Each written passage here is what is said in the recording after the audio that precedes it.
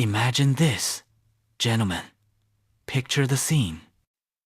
You're in the middle of a discussion. Let's call it a discussion with your partner. You came into it armed with logic, facts, and a timeline of events so precise it could be certified by a Swiss watchmaker. You know, with every fiber of your being, that you are in the right. But then, something shifts. The conversation takes a turn into an emotional labyrinth you didn't even know existed. Past events are brought up, not as facts, but as feelings. Your logical points are met with, it's not what you said, it's how you said it. Suddenly, the topic isn't the topic anymore. The topic is now your fundamental inability to understand, to feel, to connect. Fast forward 20 minutes.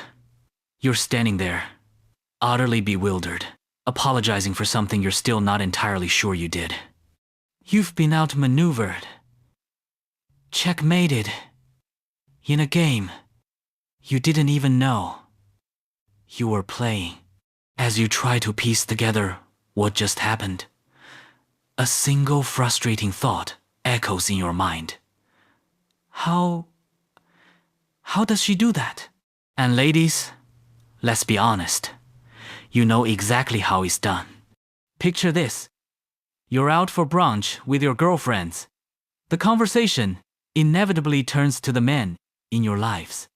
One of you shares a story, a frustration, a classic man moment. And without needing to explain the intricate details, everyone at the table just gets it. Their knowing smiles, their shared empathetic sighs. You trade stories that are variations on the same theme, dissecting male behavior with the precision of bomb disposal experts. You talk about their endearing cluelessness, their predictable patterns, their blind spots. It's not malicious. It's observational science. You're not just complaining. You're comparing field notes on a species you've come to understand profoundly. You know the script. You know which buttons to push, which levers to pull, and which words will completely short-circuit their logical brains. You don't think of it as control. You think of it as navigation. Now, what if I told you that these two scenes, the man's confusion and the woman's intuition, are two sides of the very same coin? What if I told you that these aren't just random quirks of modern relationships, but are actually moves in a game that's thousands of years old? A game of power, influence, and survival, with unwritten rules that we all follow, often without even realizing it. And what if I told you that the most explosive, controversial, and shockingly accurate playbook for this game was written over a century ago by a man with a legendary mustache and a reputation for being one of history's most notorious misogynists, Friedrich Nietzsche? Yeah, I know. He sounds crazy. But before we dive headfirst down that rabbit hole, do me a quick favor. If any of what I just described felt a little too real, go ahead and tap that like button. It lets me know we're on the right track.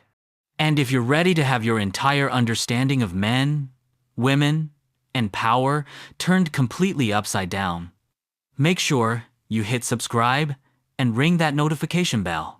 Because trust me, you are not going to want to miss what comes next. Alright? Deep breath. Let's be clear about what this video is not. This is not another rant about men versus women. This is not about blaming or shaming anyone. This is a deep dive, a psychological excavation. We're here to understand the hidden operating system running in the background of our relationships. We're going to use Nietzsche's most forbidden insights, not as gospel, but as a flashlight to illuminate the dark corners of human psychology that we're often too afraid or too polite to look at. So, the question is, are you ready to see the code behind the game? Let's begin. So, how does she do it? How does that bewildering, almost magical shift happen in a conversation?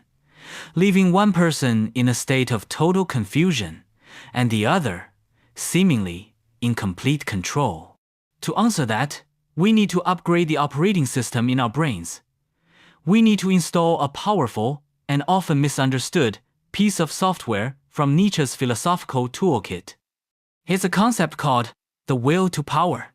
Now, hold on. I know what you're thinking.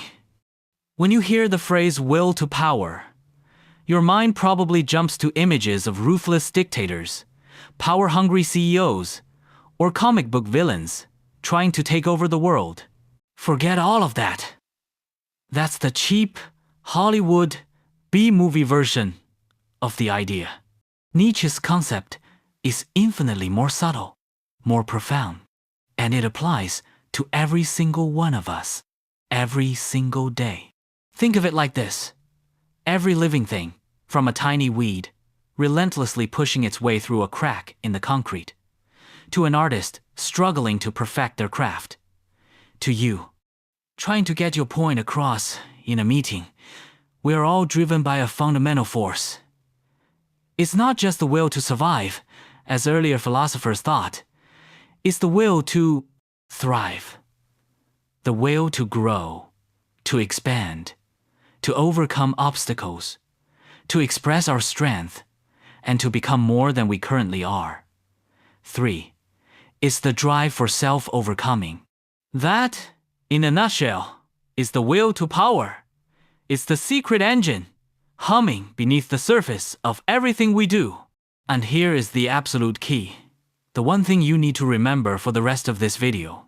Everyone has it. You have it. I have it. The alpha male at the gym has it. And the quiet librarian has it.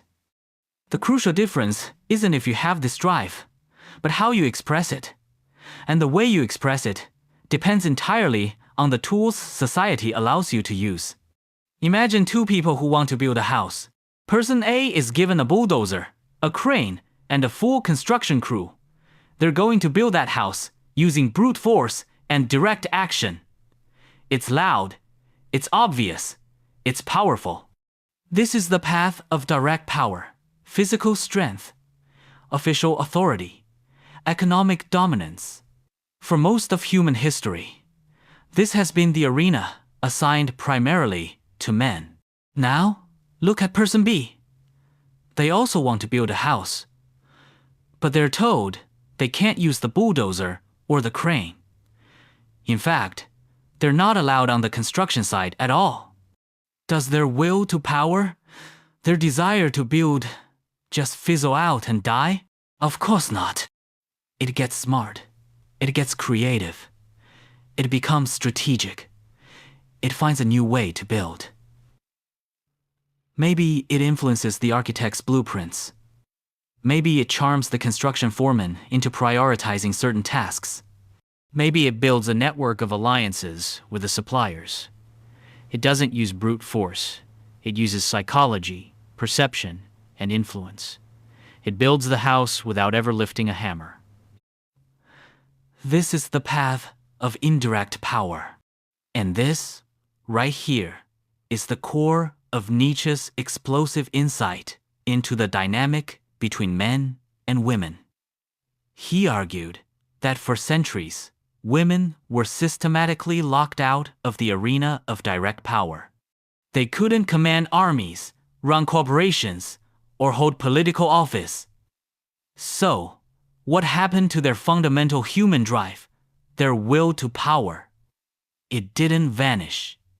It was channeled, refined, and perfected in the art of indirect influence. What we often mistake for innate feminine nature, womanly intuition, or even manipulation was, in Nietzsche's cold, analytical view, something else entirely, a highly sophisticated toolkit of psychological strategies forged in the fires of historical necessity. It wasn't seen by him as a moral failing, but as a brilliant, strategic adaptation to a rigged game. 1. So, what exactly is in this toolkit? What are the specific strategies in this invisible arsenal that can so masterfully navigate the complexities of human relationships? Well, that's where things get really interesting. We're about to open the toolbox, and the first instrument we're going to examine is a powerful and intricate device, one that can make logic itself irrelevant. It's a strategy I call the mental labyrinth. All right, we've established the operating system, the will to power. We understand that when direct power is off the table, indirect power becomes the name of the game. So, let's open up that legendary toolkit. Let's examine the strategies, one by one. And be warned, once you see these, you can't unsee them. They will start appearing everywhere in your relationships, in movies, in office politics, everywhere. The first, and perhaps most fundamental tool, is what I call, remember that argument we talked about at the beginning? The one where you, the gentleman, walked in with a spreadsheet of facts and walked out apologizing for the weather in 1753? You weren't just out-argued. You were lured into a different battlefield entirely. Nietzsche pointed this out with unnerving accuracy.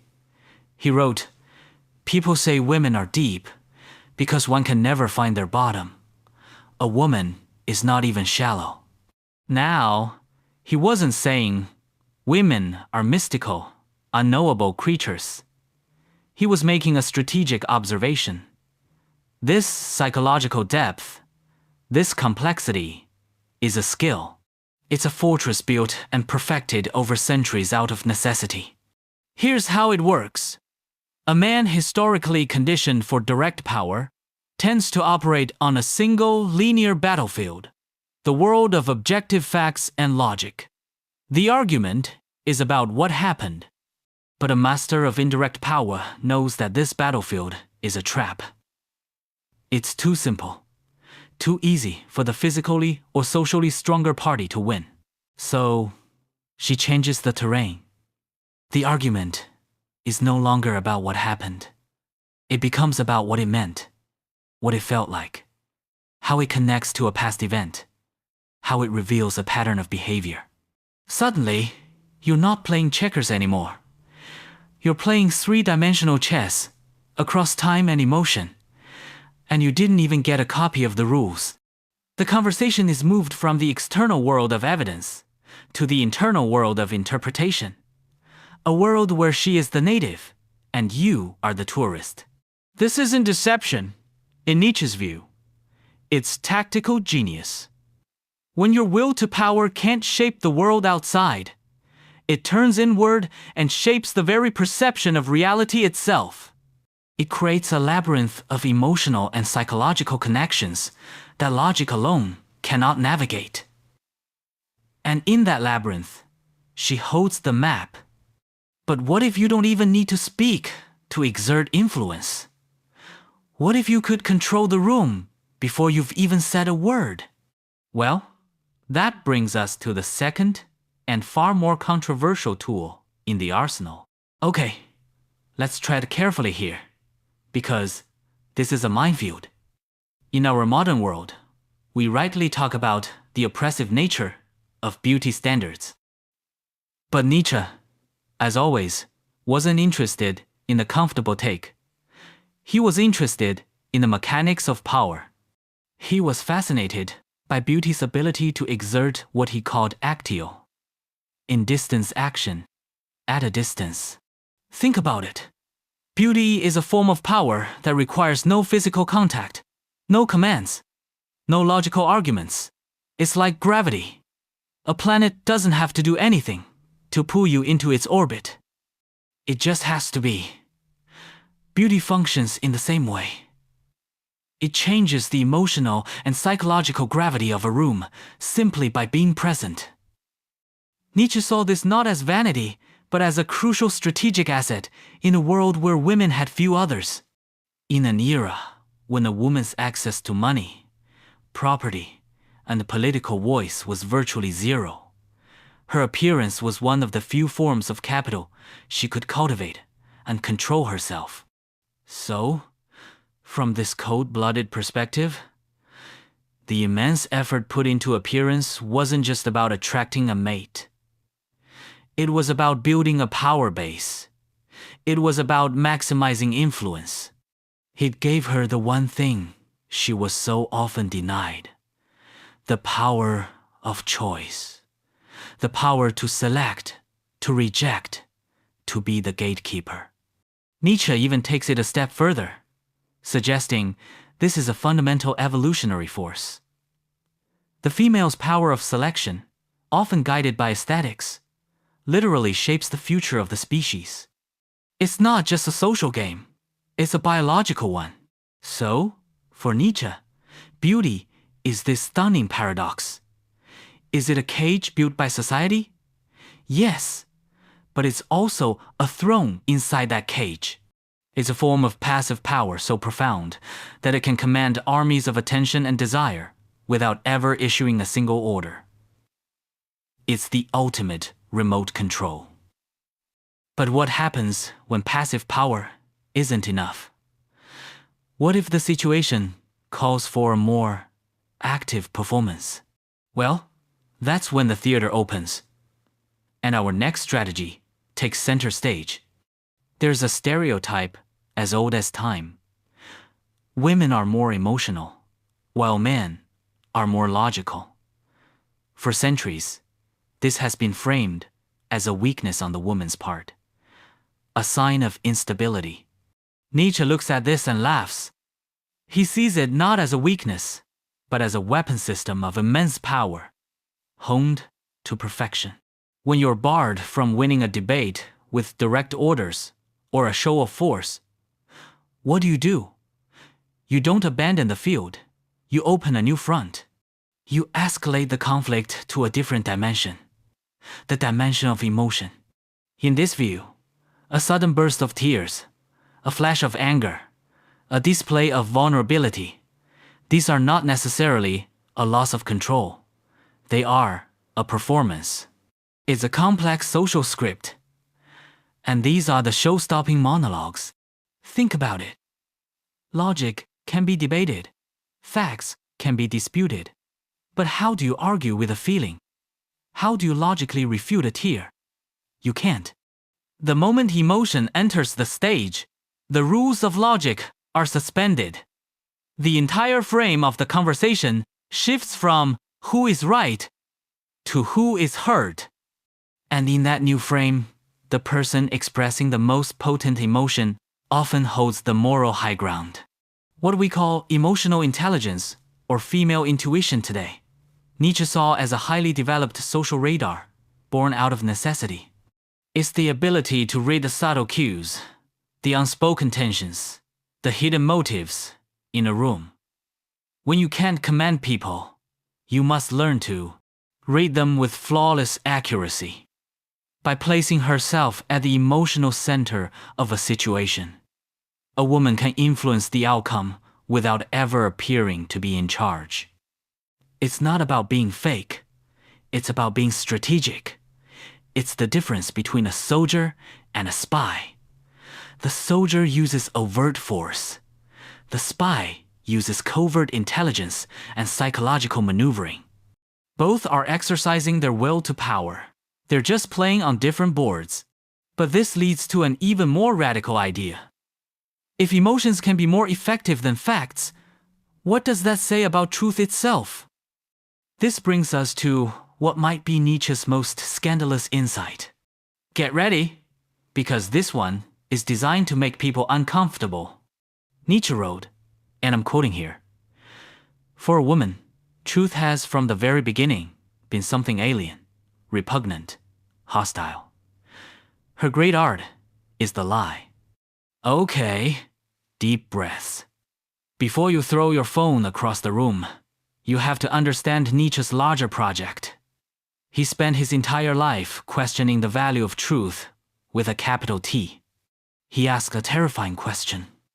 What if life, in order to flourish, actually needs illusions, art, and even lies more than it needs cold, hard, objective truth?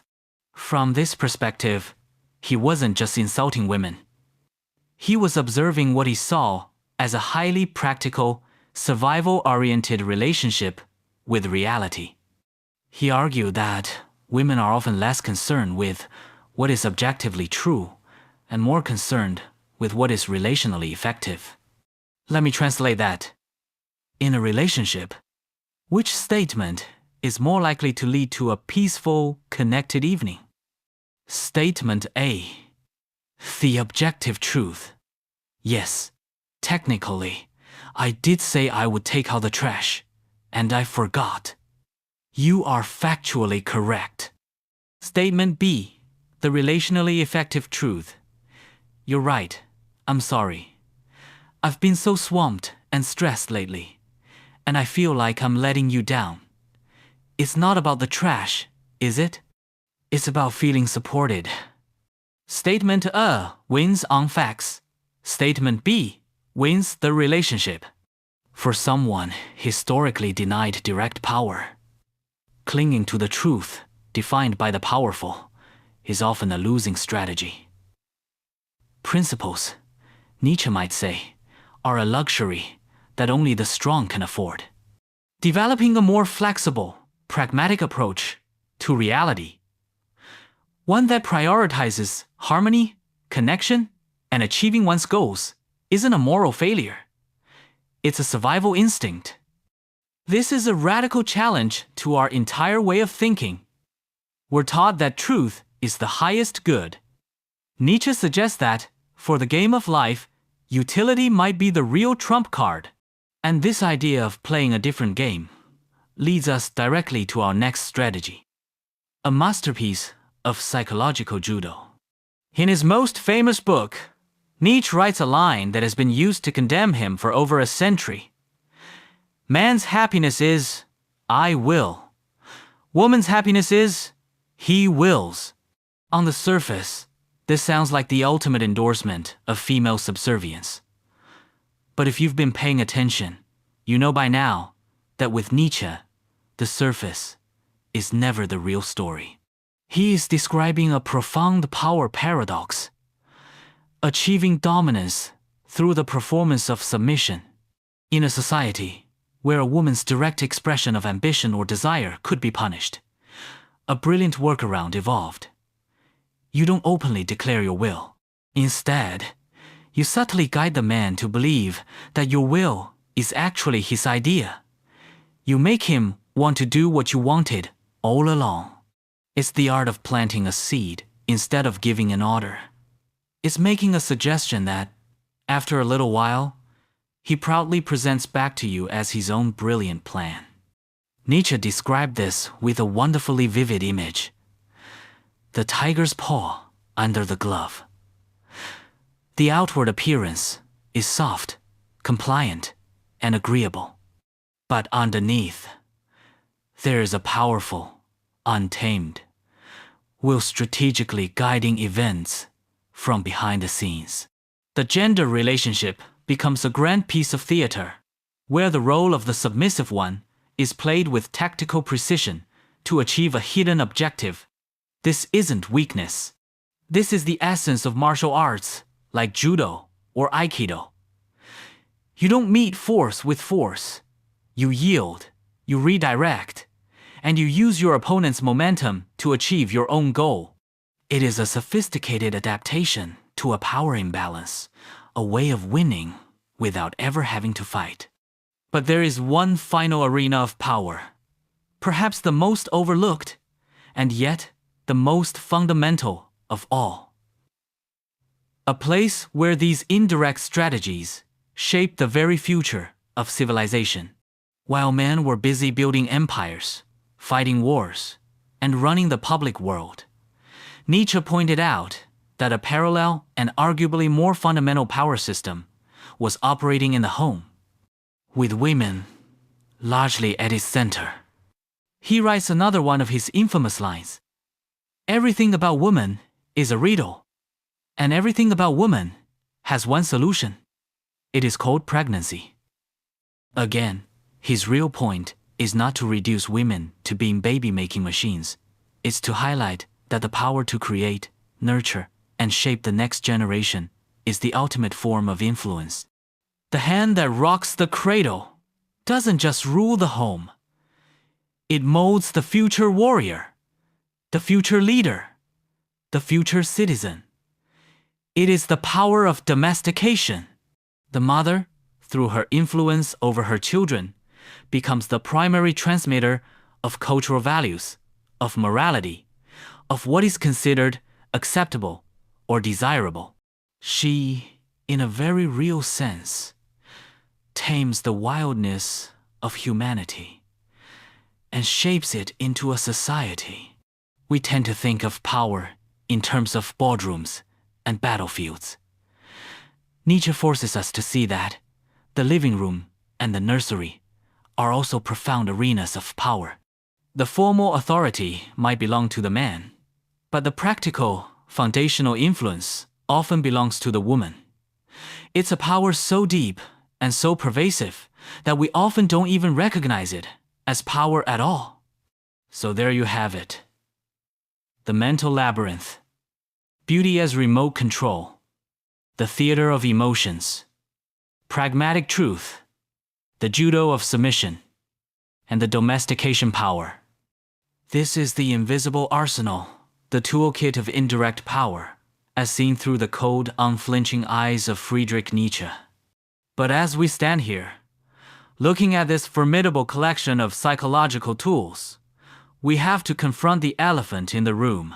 A man who wrote about these things, often in the most scathing and insulting terms. Can we really take him seriously? Or was he, after all, just a bitter, lonely man who hated women? So, there you have it. The mental labyrinth. Beauty as remote control. The theater of emotions. Pragmatic truth. The judo of submission. And the domestication power. This is the invisible arsenal, the toolkit of indirect power, as seen through the cold, unflinching eyes of Friedrich Nietzsche. But as we stand here, looking at this formidable collection of psychological tools, we have to confront the elephant in the room. A man who wrote about these things, often in the most scathing and insulting terms. Can we really take him seriously? Or was he, after all, just a bitter, lonely man who hated women? This is the moment we have to put Nietzsche himself on trial. And you, the audience, will be the jury. Let's hear the case for the prosecution first. The evidence is, frankly, overwhelming and deeply offensive. Exhibit A, from his book, Thus Spoke Zarathustra, perhaps the single most infamous philosophical quote of all time. You are going to women? Do not forget the whip. I mean, come on. It doesn't get much more direct than that. It sounds like a straight-up endorsement of violence and domination. Exhibit B, also from Zarathustra. Man should be trained for war, and woman for the recreation of the warrior. All else is folly. This reduces a woman's entire existence to being a man's plaything. A rest stop on his heroic journey. Exhibit C, from the Antichrist. Woman was God's second mistake. A theological level insult. Basically calling womanhood a fundamental error in creation. And the list goes on. He wrote that, when a woman has scholarly ambitions, it's usually a sign that something is wrong with her sexuality. He complained about women's terrible thoughtlessness as cooks, blaming them for holding back human progress. The great philosopher Bertrand Russell summed up the prosecution's case perfectly. He said, Nietzsche's views on women. Russell quipped that Nietzsche knew 9 out of 10 women would get the whip away from him, so he stayed away from them and soothed his hurt ego with nasty remarks. Case closed, right? He's guilty as charged. A brilliant mind. Maybe, but a miserable misogynist. But in any fair trial, the defense gets to speak. And the defense of Nietzsche is far more complex and fascinating than you might think. It's not about making excuses for him. It's about looking for a deeper game. Defense strategy number 1. Context is king. The defense argues that we're reading these lines out of context. That infamous whip quote. In the book, it's not Nietzsche or his hero Zarathustra who says it. It's a little old woman who gives Zarathustra this piece of advice. This completely changes the meaning. Is Nietzsche endorsing the idea? Or is he quoting, maybe even mocking, a cynical piece of folk wisdom from his time? The ambiguity is the point. Furthermore, Nietzsche was writing during the rise of Europe's first wave of feminism. He was critical of it, not because he hated women, but because he feared it would make women adopt what he saw as mediocre, masculine values and lose their unique forms of power. So, many of his rants can be read as polemical attacks on a specific social movement, not as universal statements about womanhood. Defense strategy number 2. It's a metaphor. Stupid? This is the high concept defense. It argues that, when Nietzsche writes woman, he's often not talking about actual human females at all. He's using woman as a powerful philosophical metaphor for the very things he loved most: life, wisdom, and above all, truth. Think about his other famous line, from the preface to beyond good and evil. Supposing truth is a woman, what then? He wasn't being sexist. He was launching an attack on the entire history of philosophy. He accused all previous philosophers of being clumsy, dogmatic men who tried to possess and dominate truth, as if it were something that could be pinned down by logic.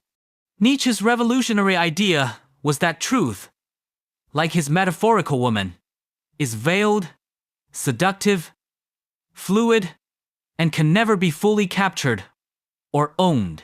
So, when he praises woman's love for surfaces, lies, and appearance, he's actually praising his new, anti-dogmatic vision of philosophy and attacking the old, rigid, masculine one. Reading it literally is like watching a spy movie and thinking it's a documentary about office work. You're missing the entire plot, but the final witness for the defense is the most shocking of all. Defense strategy number 3. The feminist heist. What if I told you that the very people who should despise Nietzsche the most, feminists, have become some of the most creative users of his philosophy? This is not a joke. From early 20th century pioneers like Helene Stoecker to contemporary gender theorists, feminists have realized something incredible. Nietzsche's misogynistic words might be toxic, but his philosophical tools are pure gold for dismantling patriarchy. Helene Stoecker argued that Nietzsche's rants were just irony, and that his core message was a call for liberation for all humans. She used his ideas to create a new ethic for women, encouraging them to cast off old morals and become powerful creators of their own values. More recently, gender theorists have seized on Nietzsche's most powerful idea, anti-essentialism.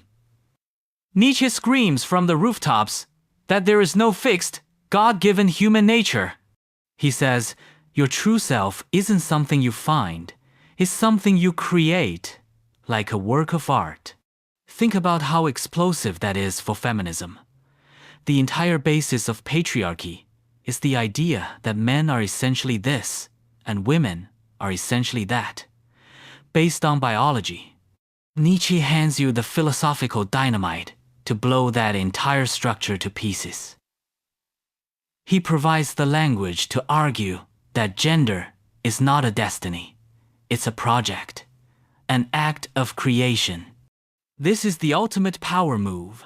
Feminists looked at Nietzsche's work, walked past the offensive graffiti on the walls, and stole the most powerful weapons in his arsenal, to use for their own revolution. They didn't just read his philosophy, they did it. They performed the ultimate act of the will to power. They overcame and reinterpreted the very thinker who seemed to stand in their way. So, the trial is over. The evidence has been presented. Is Nietzsche a misogynist? The literal words say yes. But is his philosophy one of the most powerful tools for liberation ever created, for men and women alike? The evidence for that is also undeniable. He is a paradox, a riddle. A man who might have been a prisoner of his own time, but whose ideas gave us a key to unlock the prisons of our own. And that brings us to the final and most important question. Forget about Nietzsche for a second. What does all of this mean for you, right here, right now, in the 21st century? Are these historical strategies and philosophical debates just relics of the past? Or are there ghosts still haunting our bedrooms, our boardrooms, and our very own hearts? So, the trial is over. The evidence has been presented. Nietzsche is a paradox, a riddle. A man who might have been a prisoner of his own time, but whose ideas gave us a key to unlock the prisons of our own. And that brings us to the final and most important question. Forget about Nietzsche for a second. What does all of this mean for you, right here, right now, in the 21st century? Are these historical strategies and philosophical debates just relics of the past? Or are there ghosts still haunting our bedrooms, our boardrooms, and our very own hearts? Let's be honest. The world Nietzsche was describing is gone. Women today have access to direct power in ways that were unimaginable in the 19th century. They are CEOs, political leaders, soldiers, and scientists. The historical cage that forged that arsenal of indirect power is piece by piece being dismantled. But this leads us to the most forbidden question of all. When the historical oppression disappears, do the psychological strategies that were developed under it also disappear? Or do they linger? Do they continue to exist as a kind of cultural programming, a psychological ghost in the machine, passed down from mother to daughter and reacted to by father and son, long after the original reasons for them have vanished? I believe this is the source of so much of our modern confusion in relationships. We are living in an era of profound transition, and our psychology hasn't caught up with our politics. Many of us are trying to operate on two completely different systems at the same time. Our conscious minds are running the new software of equality, direct communication, and shared power. But our subconscious, our instincts, are still running the ancient, battle-tested software of indirect power, of psychological labyrinths, and emotional theaters. And when these two operating systems clash, the result is conflict. It's the man who says, "Just tell me what you want," and the woman who thinks, "If I have to tell you, then it doesn't count." It's the woman who feels she has to fight for influence in a relationship, even when her partner is willingly offering her equal power. It's the tension between our intellectual commitment to a new way of being and the deep instinctual pull of a script written by 1,000 generations of our ancestors. And this, ultimately, is where Nietzsche's philosophy becomes more than just a fascinating analysis. It becomes a personal challenge. Nietzsche's most famous declaration was, "God is dead." What he meant was that all the old external sources of meaning and morality, religion, tradition, authority, had lost their power. We were left in a world without a pre-written script, without a North Star to guide us. In such a world, he argued, We have only two choices. We can either fall into despair and nihilism, or we can take on the terrifying, exhilarating task of becoming gods ourselves. The task of creating our own values, of writing our own script, of becoming the artists of our own lives. He said, your true self isn't something hidden deep inside you. It's something that stands infinitely above you, something you must build. And that is the final question this video leaves you with. In your relationships, in your identity as a man or a woman, are you unconsciously repeating the ancient historical script? Are you a character in a play you never chose, speaking lines written by the ghosts of the past? Or are you being an artist? Are you actively, consciously, and courageously creating the way you relate to others? Are you daring to write a new scene? A new act? A new story for yourself? To do that requires a brutal honesty. It requires looking at those parts of ourselves we'd rather ignore, our own subtle power plays, our defensive maneuvers, our inherited fears and strategies. It's a path that demands we stop blaming the other side and start excavating our own inner world.